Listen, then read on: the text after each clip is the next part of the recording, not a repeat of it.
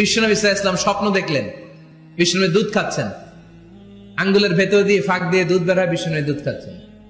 খেতে খেতে একটু দুধ আঙ্গুলে লেগে আছে, এই আঙ্গুলটা কারো মুখে না দিয়ে বিশ্বনবী সাল্লাল্লাহু আলাইহি ওয়াসাল্লাম ওমরে ফারুকের মুখের ভিতরে ঢুকাই দিলেন। অতিরিক্ত দুধটা ওমরে ফারুক খেলেন। সাহাবারা বললেন, মাযা আওয়ালতা বিহি ইয়া রাসূলুল্লাহ, হে আল্লাহর রাসূল, এই স্বপ্ন দিয়ে কি বুঝালেন, বুঝলাম না।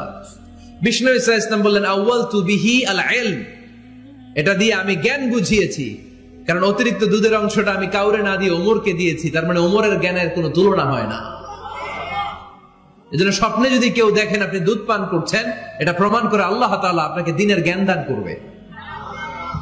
আবার বিশ্বনবী সাল্লাল্লাহু আলাইহি ওয়াসাল্লাম আবার আরেক রাতে স্বপ্ন দেখলেন, সাহাবারা লাইন ধরে বিশ্বনবীর সামনে দাঁড়ানো, কোন সাহাবার জামা নাভি পর্যন্ত, কোন সাহাবার জামা হাঁটু পর্যন্ত, কোন সাহাবার জামা টাকনু পর্যন্ত, কোন সাহাবার জামা আরো ছোট, কিন্তু ওমরে ফারুকের জামা বিশ্বনবী দেখলেন এত বড়, টেনে হিচড়ে হিচড়ে বিশ্বনবীর সাথে চলছে। সুবহানাল্লাহ পড়বেন না? সাহাবারা বললেন, মাযা ওয়ালতা বিহি ইয়া রাসূলুল্লাহ, হে আল্লাহর রাসূল, এটা দিয়ে আপনি কি বুঝাতে চাইলেন? বিশ্বনবী বললেন, আউয়ালতু বিহি আত-তাকওয়া, এটা দ্বারা আমি আর-দ্বীন, দ্বীনদারি বোঝালাম, তাকওয়া বোঝালাম। সুবহানাল্লাহ পড়েন। বিশ্বনবী দেখলেন কোন সাহাবার জামা এতটুকু, কোন সাহাবার জামা এত লম্বা, কোন সাহাবার জামা পা পর্যন্ত লম্বা। আর সাইয়েদনা ওমরে ফারুককে দেখলেন, ওনার জামা এত লম্বা, ওমরে ফারুক টেনে হিচড়ে জামা নিয়ে চলতেছে।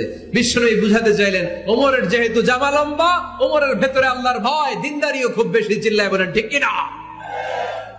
জ্ঞানও দিয়েছেন, আবার দ্বীনদারিও দিয়েছেন। এই দুইটা জিনিস যদি থাকে, এই পৃথিবীতে তাকে সফল রাষ্ট্রনায়ক বানায় দেয় কে? প্রভু তুমি বলেছ রাসূল দেবে না, বলনি দেবে না ওমর, বলনি দেবে না হামজা তারিক, খালিদ বিজয় সমর। প্রভু তুমি বলেছ রাসূল দেবে না, বলনি দেবে না ওমর, বলনি দেবে না হামজা তারিক, খালিদ বিজয় সমর। প্রভু তুমি বলেছ রাসূল দেবে না। আল্লাহু আকবার। একটা ওমর দরকার। কয়জন দরকার? কয়জন দরকার?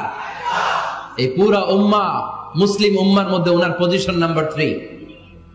ওমর ফারুকের পজিশন নাম্বার 1 নম্বর পজিশন বিশ্বনবীর সাল্লাল্লাহু আলাইহি ওয়াসাল্লাম। দ্বিতীয় পজিশন আবু বকর। আর 3 নম্বর পজিশন, সুবহানাল্লাহ পড়বেন না? আশরাতুল